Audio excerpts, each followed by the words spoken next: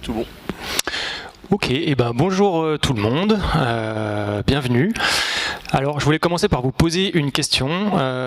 Est-ce que vous êtes déjà retrouvé dans une situation où quelqu'un est venu vers vous et vous a demandé j'ai trouvé ce contenu sur un site internet, il me paraissait super pertinent, je l'ai réutilisé sur mon site, est-ce que c'est problématique ? Ou bien j'ai vu ce post LinkedIn qui disait qu'il fallait surtout pas utiliser l'IA parce que c'était pénalisé par Google. Je veux surtout pas faire de stratégie IA. Ou bien encore, j'ai implémenté tel title, telle métadescription sur ma page. Mon site doit être cassé parce que Google n'affiche pas exactement ce que j'ai rempli sur mon back-office. Eh ben, ce type de questions, ça arrive quotidiennement au sein d'une grande organisation de la part de collègues plus ou moins éloignés et ça peut être une véritable problématique. Ça prouve quelque chose, c'est que le SEO, ça intéresse beaucoup. En général, tout le monde sait qu'il faut en faire. Par contre, c'est un sujet qui est très complexe si on n'est pas dedans tous les jours. Et bien, ces personnes qui peuvent être perdues ou qui vont prendre des mauvaises décisions, c'est un des nombreux impacts qu'on peut avoir dans des grandes organisations quand on fait du SEO, et ce quotidiennement. Et au final, c'est tout l'objet de cette conférence aujourd'hui, c'est de vous partager mon quotidien, de vous partager les problématiques qu'on peut rencontrer quand on fait du SEO à grande échelle dans des grandes organisations, et vous partager surtout les solutions, ce que j'ai mis en place, ce que j'ai pu tester pour justement surmonter ces obstacles organisationnels et culturels. Une rapide présentation, je suis dans le SEO depuis 2009, principalement côté annonceur, in-house, et j'ai rejoint donc je fais du SEO international depuis 5 ans environ, et puis j'ai rejoint le groupe SEB il y a plus d'1 an. Le groupe SEB, vous connaissez peut-être pas le groupe SEB en tant que tel, mais vous connaissez sûrement les marques associées, Tefal, Moulinex, Roventa, Krups pour les plus connus. Après on a SEB aussi, Allclad aux US, Lagostina en Italie, Crampouze, les Plancha. Voilà, énormément de marques, on a 33 marques en tout, 33 000 collaborateurs dans le monde. Et plus de 200 sites web, 75 e-commerce. La particularité, c'est que on a généralement un site par marque, par pays. Tefal.fr, Tefal.de, Tefal.it, etc. Et ce partout dans le monde, donc ça fait énormément de sites web à gérer et à appréhender. Alors déjà, j'aimerais revenir sur c'est quoi le SEO à grande échelle. Donc on va se dire c'est beaucoup de sites, beaucoup de pays, de nombreuses équipes et dans une organisation de grande taille, internationale, et j'ai rajouté complexe, sinon ce serait trop facile. Et on sait que le groupe SEB peut être assez complexe. Je vais commencer par vous présenter, vous partager les différents obstacles qu'on peut avoir au niveau organisationnel et culturel dans un grand groupe. D'abord, il faut savoir qu'il y a en général 3 grands types d'organisations. Dans les multinationales, il y a une organisation qui est très centralisée où les métiers qui vont gérer la stratégie et les métiers qui vont gérer l'opérationnel sont tous gérés au niveau central, et tout ça c'est géré depuis le siège, déployé sur les différents sites, et ça se passe généralement plutôt bien. Après, il va y avoir les organisations très centralisées où là ça va plus être le siège et le corporate qui dicte, qui définit la stratégie, et les entités, les filiales, les pays vont appliquer. Là, c'est pareil, c'est si on a des bonnes ressources, des équipes corporate qui sont expertes avec beaucoup de ressources, des process bien huilés, une stratégie bien définie, normalement ça roule relativement bien. Et puis vous avez les organisations peu centralisées, comme le groupe SEB, où vous avez toutes les entités, les filiales, donc chez nous c'est les marchés, groupe SEB en France, groupe SEB en Allemagne, etc., qui sont très indépendantes. Chaque entité a un budget défini, chaque entité est responsable de son business, donc ils ont un budget média, et dans ce budget média, ils ont un budget SEO. Et si le marché n'a pas envie d'engager de budget en SEO, je ne peux pas l'aider à développer son SEO dans son marché. Donc je suis très dépendant aussi des investissements des différents marchés, moi qui suis en centrale. Et mon job, c'est de faire en sorte qu'ils investissent le plus possible en SEO, de leur prouver que ça marche, d'apporter de la performance et qu'ils investissent plus l'année suivante. Après, au niveau des différentes entités, des différentes filiales, il y a pas mal d'obstacles. Alors déjà, la langue, j'aurais pu rajouter la culture et la localisation.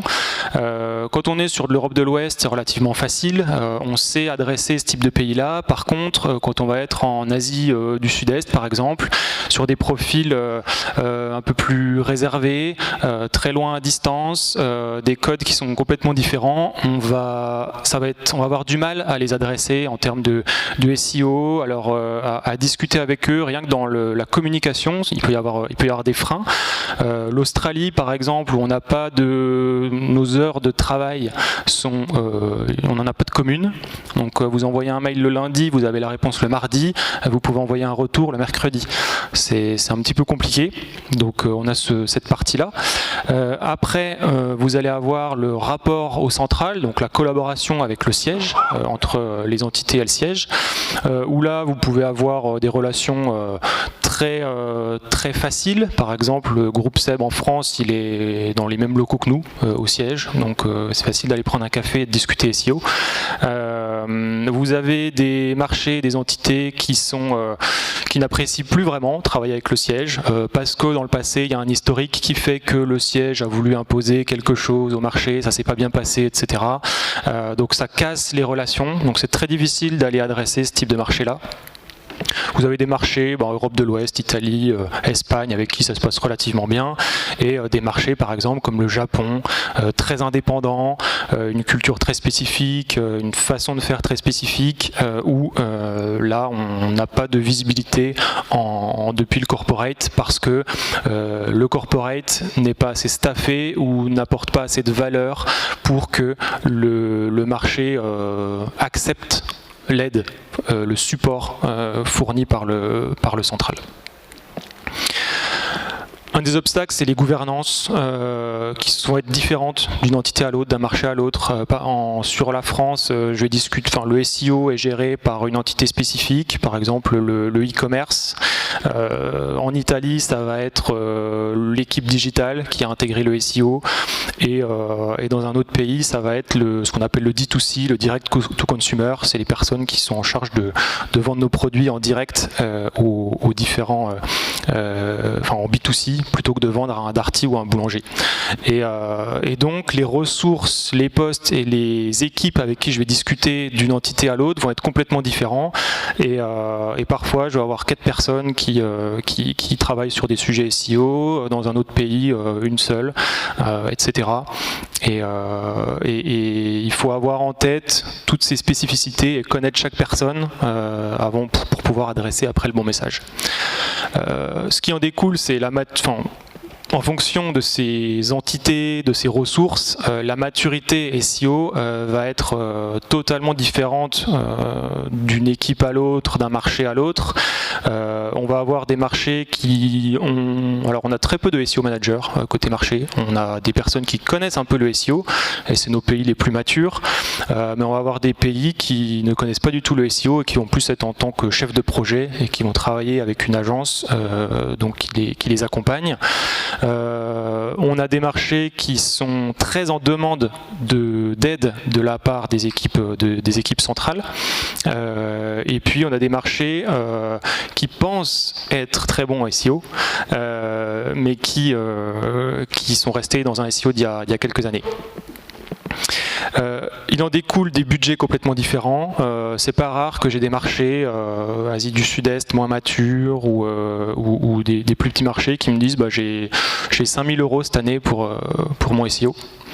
Donc ça peut être un petit peu compliqué d'aller travailler du SEO et des actions à impact avec 5 000 €, même si avec l'IA maintenant on peut essayer de trouver des parades. ou des façons d'optimiser le budget. Et puis un élément important, c'est la part du search organique d'un marché à l'autre. En Europe, le SEO et l'utilisation de Google est assez répandue. Sur des marchés comme la Thaïlande ou la Malaisie ou même la Chine, les usages font qu'on ne va pas forcément utiliser Google pour aller acheter du produit. En Chine, la majorité des personnes qui achètent nos produits, c'est fait sur TikTok, c'est pas fait sur Baidu. Donc on a ces éléments-là et ça va impacter derrière la façon dont on fait le SEO et la façon dont on collabore avec ces différentes entités-là. Vous avez, ça tout le monde le sait en règle générale, des temps de déploiement qui sont démultipliés quand on fait du SEO dans un grand groupe parce qu'il y a beaucoup d'interlocuteurs, parce qu'il faut beaucoup de validation, parce qu'il peut y avoir des impacts potentiellement importants d'une entité à l'autre, et puis des changements de politique. Vous travaillez sur un projet, d'un seul coup il y a le top management qui vient vous voir en disant on arrête ça, vous n'avez pas le choix et ben on arrête. Simplement pour vous donner un exemple de complexité quand on veut faire une action. L'année dernière, on a voulu internaliser un certain nombre d'outils SEO. Et ben, il suffit pas d'aller toquer à la porte du CEO en demandant la carte bleue de l'entreprise et pour demander d'aller acheter une licence outil. Déjà, il faut auditer plusieurs outils, pas venir avec un seul outil en tête parce qu'on pourrait se dire que vous êtes copain avec l'outil et vous essayez de le prendre comme ça. Il faut auditer pas mal d'outils, les pour, les contre, et aller le vendre au top management. Il suffit qu'il y ait un impact avec d'autres équipes, que d'autres équipes puissent avoir besoin de cet outil-là. Et là, il faut faire des meetings d'alignement, présenter l'outil, peut-être faire rencontrer l'équipe en charge de l'outil à ses équipes internes, faire des meetings de débrief, le vendre au top management, et après avoir le budget. Quand on a le budget, c'est pas fini. Il faut aller voir l'IT après. L'IT qui va auditer si on n'a peut-être pas déjà un outil similaire au sein de toute l'organisation. L'IT va aussi faire un check de cybersécurité, va regarder les impacts du business potentiel que cet outil peut rapporter, et aussi l'impact si jamais on prend l'outil et que l'outil fait faillite ou l'outil ne répond plus, quel impact sur le business si on perd cet outil-là? Est-ce qu'il est facilement remplaçable ou pas? Et tout ça, ça monte dans un comité IT qui valide ou pas. Et après, c'est pas fini. Parce qu'il faut passer la step service achat, service légal, validation du contrat avec l'outil, et il suffit que l'outil n'accepte pas le contrat poussé par le groupe, et là vous rajoutez 2 mois d'aller-retour. Donc ça prend environ 6 mois pour acheter une licence outil, on-crawl ou autre. Je vous présenterai les outils après. Au sein du groupe, on a un parc de sites web relativement complexe et qui peut évoluer. Et ça, c'est dans toute grande organisation. Le nombre de sites peut être important. Aujourd'hui, on a 200 sites. La taille des sites, on a des sites à 20 000, 30 000 pages. Un moulinex.fr, c'est 20 000 pages, dont 16 000 recettes. Le type de site, e-commerce ou pas, avec des recettes ou pas, des pages blog ou non, etc., etc. Des plateformes techniques complètement différentes. Aujourd'hui, on a ce qu'on appelle un core modèle de site. Donc, c'est des sites qui utilisent la même plateforme technique derrière, le même back-office, mais sur plusieurs noms de domaines différents, qui est basé sur un SAP Ibris. Et ça, c'est pour toute l'Europe de l'Ouest. Après, sur l'ensemble de nos autres sites à travers le monde, c'est des technologies qui peuvent être différentes, du Shopify, du Magento, et chaque site est vraiment indépendant. On a du Vitex aussi en Amérique du Sud, et on commence à se poser des questions de est-ce qu'il ne faut pas mutualiser, est-ce qu'il ne faut pas regrouper dans plusieurs corps modèles, ou bien changer de plateforme pour pouvoir tout avoir sur une même plateforme technique. Et puis la destinée des sites, c'est justement ça, c'est se dire on a plus de 200 sites aujourd'hui, est-ce qu'il ne faut pas en réduire, en fermer certains ou pas? Et là, il y a toutes les questions naturellement les questions techniques, mais les questions d'autorité. Est-ce que ça vaut le coup de fermer un site pour en fusionner d'autres et on va perdre de l'autorité sur une marque pour en faire gagner une autre? etc., etc. Donc ça, c'est du travail qu'on fait au cas par cas. Et puis il y a bien d'autres obstacles, des moteurs de recherche différents, Yandex en Russie, Naver en Corée du Sud, Seznam en République tchèque, bien sûr des sensibilités culturelles différentes, faire du SEO en Espagne en espagnol et du SEO au Mexique en espagnol, c'est complètement différent, il n'y a pas les mêmes intentions de recherche. Je parlais tout à l'heure des localisations et des time zones, les comportements de recherche vont être différents et les concurrents vont être complètement différents. Au final, le SEO, c'est un sujet qui est complexe, ça évolue énormément, ça évolue très rapidement, on a des mises à jour régulières, on a tous été tagués dans ce post LinkedIn qui présente la Google SGE, la potentielle Google SGE de demain où il n'y aura plus de recherche, il n'y aura plus de résultats organiques. On a tous été tagués par un collègue qui dit attention, il n'y aura plus de SEO demain. On a peu de garanties, le fameux ça dépend du SEO, etc., etc. Et puis des estimations qui sont toujours un petit peu compliquées. Donc tout ça, on peut se dire que c'est très très compliqué à gérer et ça peut poser problème au fur et à mesure. Maintenant, on va voir comment surmonter ces obstacles. Et je l'ai résumé en 3 mots. Simplifier, prioriser et industrialiser. Sur la simplification, déjà, il faut reprendre toutes les bases. Il faut bâtir la bonne équipe qui matche avec l'organisation. Là, il n'y a pas de vérité, ça dépend complètement de votre organisation et de la façon dont vous êtes déjà organisé. Donc, est-ce que c'est vous passez par du 100% agence ou 100% en internalisant les ressources ou une version hybride? Est-ce que vous faites de la régie ou non? Est-ce que vous mettez des consultants locaux, régionaux, les deux? Est-ce que vous prenez des SEO qui sont plutôt généralistes, des spécialistes en contenu, en netlinking, etc. Nous, ce qu'on a fait à partir de cette année, c'est d'avoir, donc on fait du 100% agence aujourd'hui, et on a du staff en centrale pour gérer toute la stratégie. On a un consultant régional par plaque régionale, donc Amérique, IMIA et APAC. Et puis on a des consultants locaux, natifs, pour les marchés qui investissent du budget en SEO. L'importance d'avoir les bons outils aussi. Pour moi, et on a fait ce switch l'année dernière, on a voulu être plutôt indépendant sur la partie outils vis-à-vis des agences, parce que il suffit que malheureusement 1 an, 2 ans après une collaboration avec agence, vous vous séparez de l'agence, et ben si vous passez en 100% par des outils de votre agence, vous perdez tout l'historique des datas, vous devez reformer certaines équipes si vous prenez des nouveaux outils après. Donc nous on a fait le choix d'internaliser un certain nombre d'outils SEO et ça, il faut se poser les bonnes questions, c'est pareil, c'est vraiment en fonction de vos besoins, de votre organisation actuelle, du nombre d'accès dont vous avez besoin et bien sûr du budget, le type de profil et voilà, je vous ai mis différentes questions qu'il faut se poser. Nous on a fait le choix de prendre ces outils là à date pour pas mal de raisons. Loin de moi l'idée de dire que les autres outils sont pas de qualité ou sont pas scalables, etc. Mais ça matchait parfaitement avec notre organisation où on a un besoin de partager l'information à énormément d'équipes, des équipes qui ne sont pas forcément des experts SEO, et on avait besoin que ces outils soient très user-friendly, donc des licences illimitées, et on avait aussi une bonne affinité avec ces outils-là. Et le dernier point qui était important, c'est des outils que notre agence SEO maîtrise et connaît très bien, et comme ça, il y a un bon match entre l'agence SEO qu'on a choisie et les outils.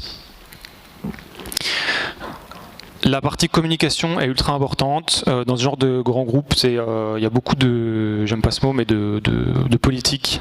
Il faut communiquer énormément pour partager une vision, pour comprendre les enjeux de tout le monde, pour savoir qui prend les décisions dans telle équipe, au niveau de l'IT, au niveau du contenu, au niveau des équipes, même pour des synergies SEO, SIA, qui va gérer le SIA au sein de l'organisation, etc., etc., pour comprendre les problématiques et dire le SEO, nous on existe, voilà ce qu'on fait, on a besoin de vous pour ça, et il faut discuter énormément. Un rapide exemple, j'ai découvert fin d'année dernière que il y avait 4 équipes différentes qui ne se parlent pas, qui créent du contenu pour le même site. Exemple, nos BU, donc Business Unit qui développent les produits, nos produits par exemple sur les purificateurs à air, créer du contenu pour notre catégorie purificateur à air sur le site Roventa. On a nos équipes Brand Manager qui gèrent l'image de marque, qui vont développer aussi du contenu de leur côté informationnel pour Roventa. On va avoir le marché France qui va créer des contenus aussi pour son site Roventa, et il y a de la duplication. On va créer les mêmes types de contenus, certains vont être optimisés, pas d'autres, parce qu'il n'y a pas de process. Et tout ça, sans communiquer, sans comprendre ce que fait chacun, je l'aurais jamais découvert. Et là maintenant, on peut aligner tout le monde, avoir un même process, et ça permet d'être beaucoup plus efficace pour driver de la performance après. On a mis en place aussi, dans la communication, il y a aussi démocratiser le SEO. C'est un de mes gros enjeux au sein de l'organisation, c'est éduquer et faire monter en compétence les équipes sur cette partie SEO. Et on a mis en place différentes choses, ou on est en train de mettre en place différentes choses, notamment des golden rules. Donc c'est vraiment la base du SEO. Qu'est-ce qu'il faut faire si demain je veux travailler mon SEO, dans quelle ordre je dois le faire, quelle partie opérationnelle je dois développer. Après il y a des best practices, là c'est plus des choses plus générales sur des points très particuliers. On met en place des webinars tous les mois auprès de pour toutes les équipes opérationnelles sur des sujets pas expert du tout, c'est vraiment pour démocratiser le sujet. Et on va mettre en place des partages de news aussi. Dès qu'il y a une grosse news SEO qui sort, on le partage à toute l'organisation et à toutes les personnes identifiées. Un rapide exemple de Golden Rules, splitté par grands piliers. La base, c'est de réaliser des crawls réguliers, savoir si la santé technique de nos sites sont OK. En contenu, la base, c'est peut-être d'avoir une liste de mots-clés à traquer pour définir la stratégie après de quelle page je vais travailler plus qu'une autre en fonction du positionnement, du volume de recherche, etc. La base, c'est de travailler les titles, etc., avec des vrais, c'est une slide par Golden Rules, et vraiment détailler exactement ce qu'il faut faire. Ça peut paraître basique ici au SEO Camp, mais quand on est dans une grande organisation où il n'y a pas d'expert SEO, c'est la base, et il faut revenir de la base pour vraiment faire monter en compétence toute l'organisation. Voilà des idées de webinars qu'on a pu développer ou qu'on aimerait développer, mais c'est des choses non expertes, enfin des sujets non experts, comment construire une liste de mots-clés, les bonnes pratiques sur sur YouTube, sur Amazon, voilà. Je passe rapidement. Un point très important qui me tenait à cœur de rajouter ici, arrêter les abréviations un maximum. J'en ai tous les jours quand on discute, des agences SEO ou des outils qui vont discuter avec nos équipes en interne. La SERP, c'est ce qui revient le plus souvent quand on fait des restitutions d'études SEO, des restitutions d'études concurrentielles, d'études de mots-clés. Les gens ils comprennent rien. Vous leur dites la SERP, ils vont lâcher tout de suite. Le SEO c'est déjà un sujet compliqué et ça va les frustrer. Bien souvent ça les frustre de ne pas comprendre les mots, et là vous les perdez tout de suite. Ensuite, il faut prioriser, maintenant qu'on a simplifié une bonne partie des éléments, il faut prioriser les grandes actions SEO. Et alors on sait très bien prioriser à l'échelle d'un site, on va regarder les différents piliers, on va aller optimiser les éléments en fonction des piliers. Par contre, quand on a 200 sites, comment on va prioriser les sites? Donc nous, ce qu'on essaie de mettre en place, c'est vraiment une stratégie à 2 étapes.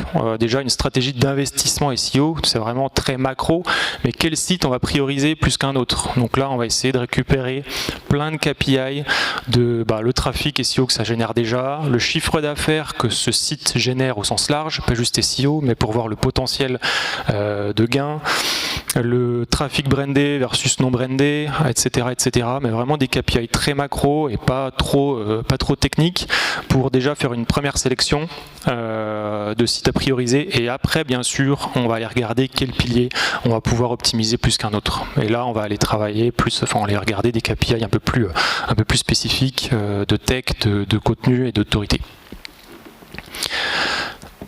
Et cette priorisation, ça va permettre une chose très importante, c'est le déploiement d'une vision.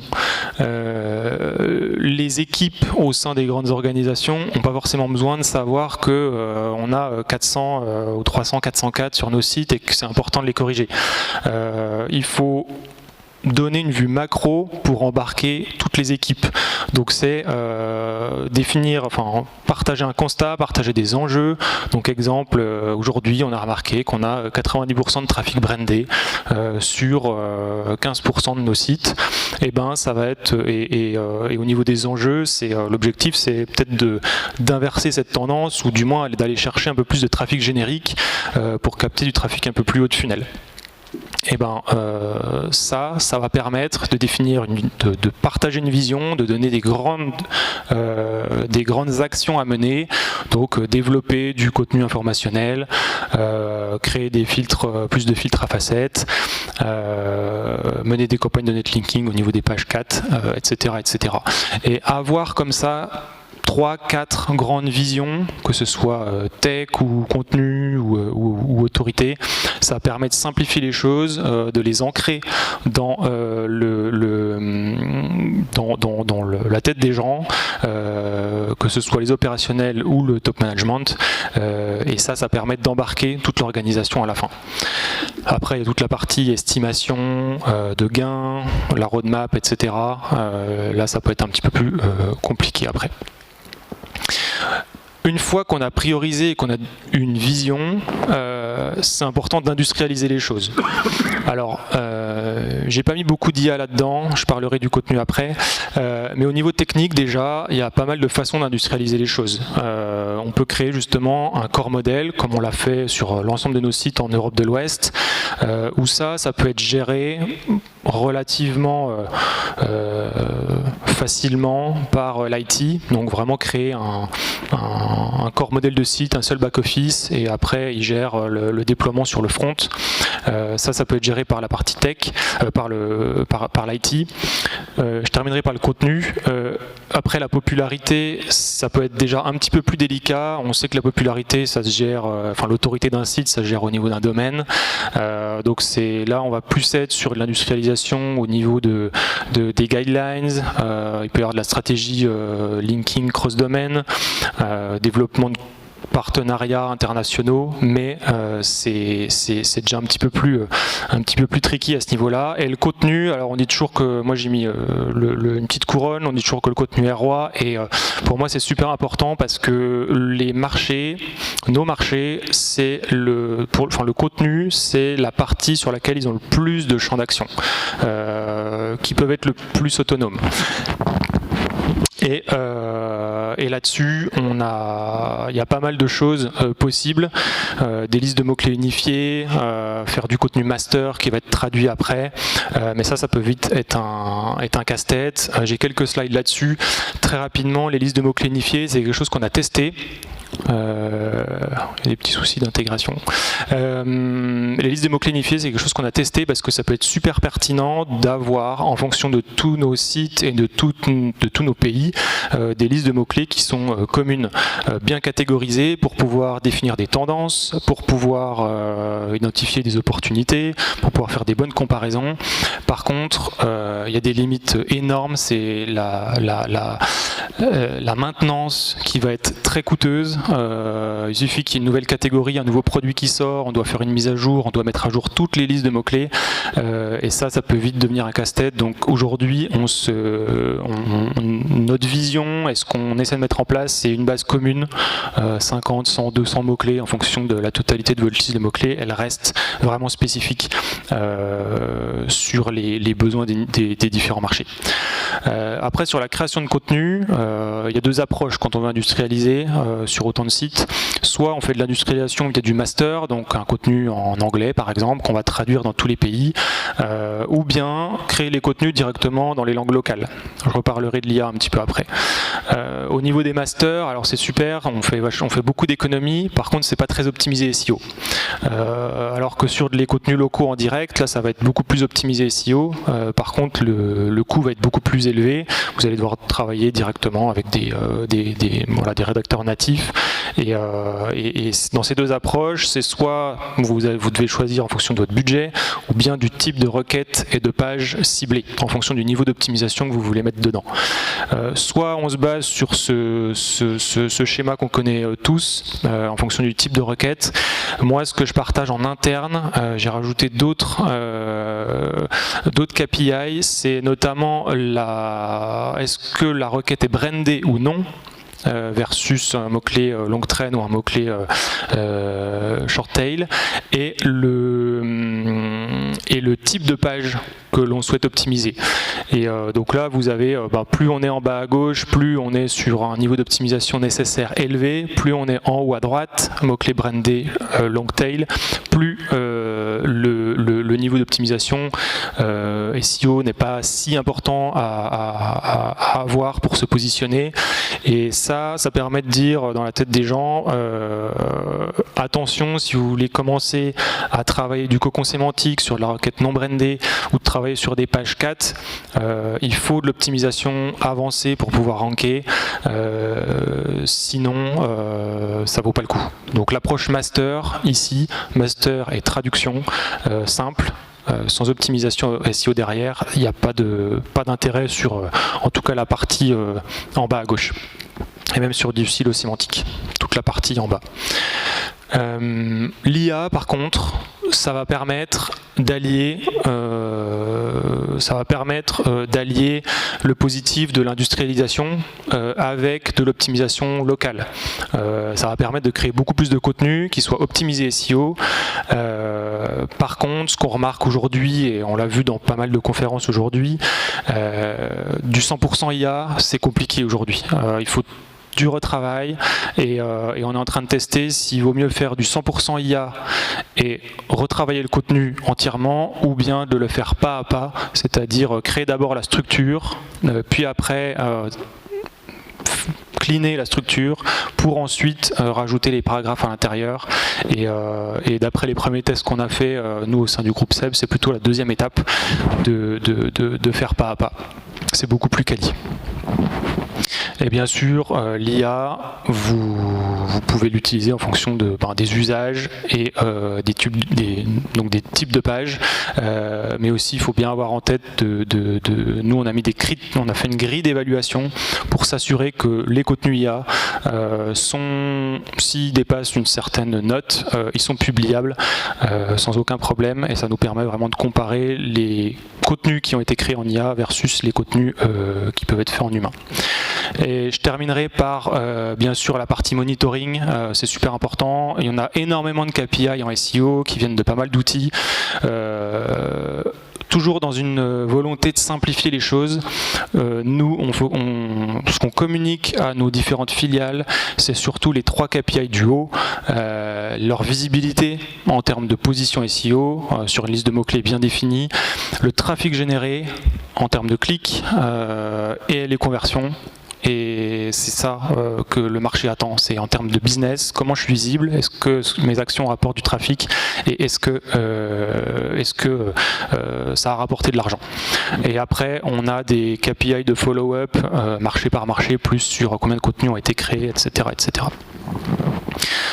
En conclusion, le SEO à grande échelle, on est sur du temps très long. Toutes les étapes de validation, monter une stratégie plus internationale. C'est énormément d'anticipation, de communication, de patience et beaucoup de détermination. Quand il faut 6 mois pour avoir un outil SEO, ça peut être un petit peu frustrant. Il faut énormément simplifier, prioriser, industrialiser. Par contre, quand on a un alignement total des équipes, quand on a pu déployer une vision, là les impacts sont énormes parce qu'on a beaucoup de ressources qui travaillent en même temps sur un même sujet. Et aujourd'hui, on a une agence qui est déployée dans la majorité de nos marchés principaux. On a des outils déployés et qui fonctionnent bien. On a des dashboards qui vont être tous bâtis sur ces outils. Et on a une vision claire. Et on voit qu'on part vraiment dans la bonne direction pour mener vers les performances. Merci à vous.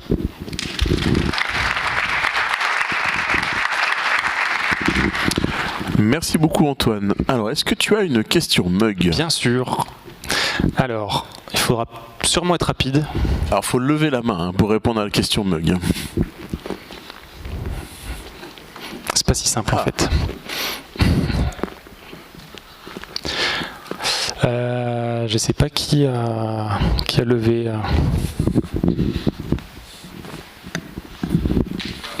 C'était là-bas?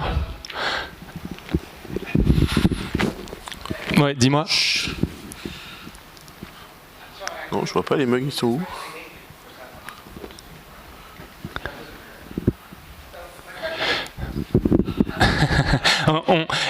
Là, c'était juste la réponse à la question avant les questions. Ouais. Ah oui, je crois que je les vois, attends. Je crois que c'était là. Ouais, c'est bon. Non, pas 48. Je crois que c'était là aussi. Non, pas 30. Ah, c'est ouais. Bon, j'ai trouvé les mugs. 33, ouais, c'est ça. Bravo. Alors, j'ai pas vu qui a dit 33, moi. Ah, ok. Et non. Et du coup, on enchaîne sur vos questions. Ouais, il y a une question tout au fond. Ok.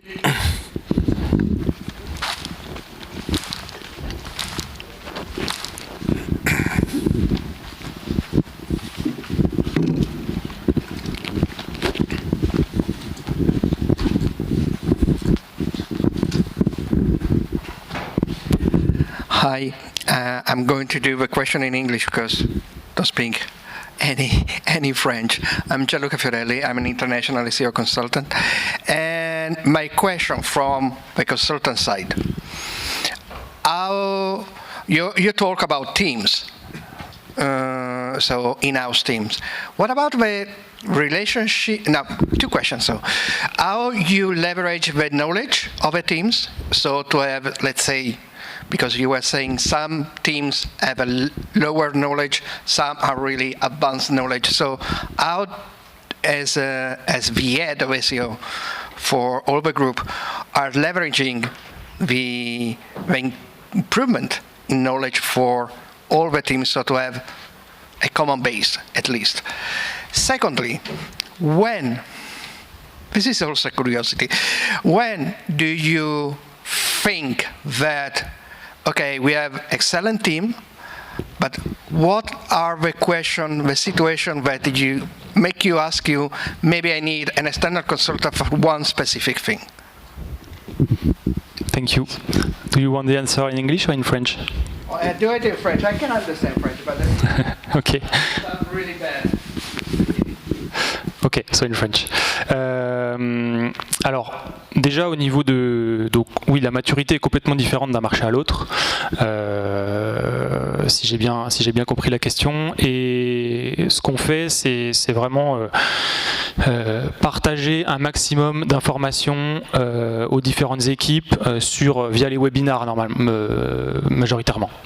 C'est des webinars réguliers et plus on avance dans l'année et plus on fait des webinars un peu plus experts, on va dire.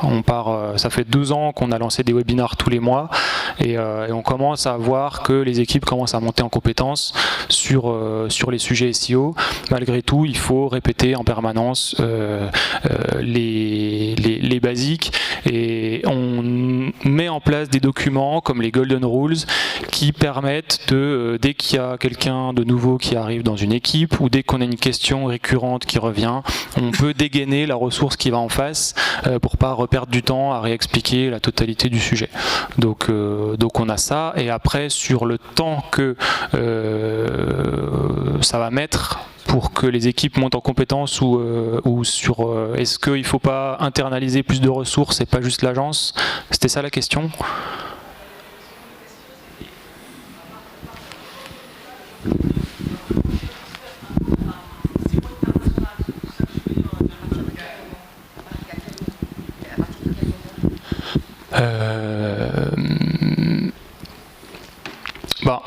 Le SEO international, aujourd'hui c'est moi. À partir de quel moment j'aurais besoin d'aide? Tout de suite. Mais aujourd'hui, on est accompagné par une agence à 100%. On veut tester ce système cette année. Si on a besoin d'aide supplémentaire, alors d'ici fin d'année, on recrutera une ou plusieurs personnes pour fluidifier la collaboration et monter en compétence sur le SEO.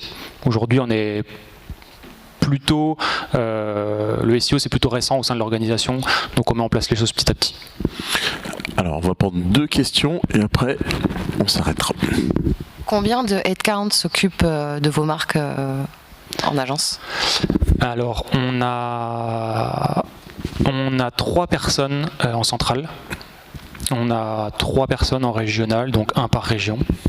Et après, on a un consultant par marché qui engage du budget avec l'agence SEO. Donc aujourd'hui, c'est une vingtaine de marchés, à peu près. Voilà. Allez, on va prendre la dernière question, mais avant la dernière question, je vous rappelle qu'on se retrouve dans cette salle à partir de 18h30 pour la cérémonie de remise des SEO Awards. Je voulais savoir, est-ce que vous aviez eu du feedback de toute la démocratisation SEO que vous avez fait? Est-ce que ça a été bien reçu ou au contraire ça pouvait apporter plus de ressenti? Et puis juste un sentiment, vous avez fait un tableau assez noir au début. Est-ce qu'au final c'est quand même bien? Alors ouais, tout ce qu'on fournit, c'est accueilli avec énormément de positivité. Tout le monde a envie de monter en compétence sur ce sujet. Comme je disais, tout le monde sait que le SEO c'est important et a du mal à comprendre tous les tenants et les aboutissants, comment ça fonctionne, et de comprendre un peu plus comment ça marche. Ça permet de mieux qu'ils comprennent ce qu'il faut faire, l'effort qu'il y a à faire et d'investir un petit peu plus. Donc ouais, c'est vraiment très apprécié. Et il y a peu de marchés aujourd'hui qui sont assez matures pour ne pas que ça ne serve pas au reste de l'organisation. Et ta deuxième question sur le tableau un peu noir, c'était l'objectif de vous partager tous les obstacles. Par contre, ma conclusion, c'était vraiment de dire, oui, il faut de la détermination, ça prend du temps. Par contre, les impacts sont, à l'échelle d'un groupe comme ça, les impacts sont énormes quand on arrive à avoir une validation finale pour avoir un outil qu'on déploie partout avec des centaines d'utilisateurs ou de la strate de contenu, ou quand la strate de contenu est faite et qu'on commence à produire les contenus et à les intégrer, c'est des centaines de contenus qui sont publiés en même temps, et ça c'est valorisant.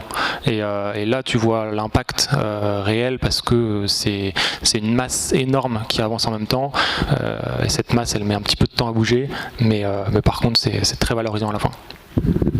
Donc tu nous rassures, c'est une écharpe que tu as autour du cou, c'est pas une corde. Non, c'est bon. Allez, merci encore Antoine, c'était très sympa.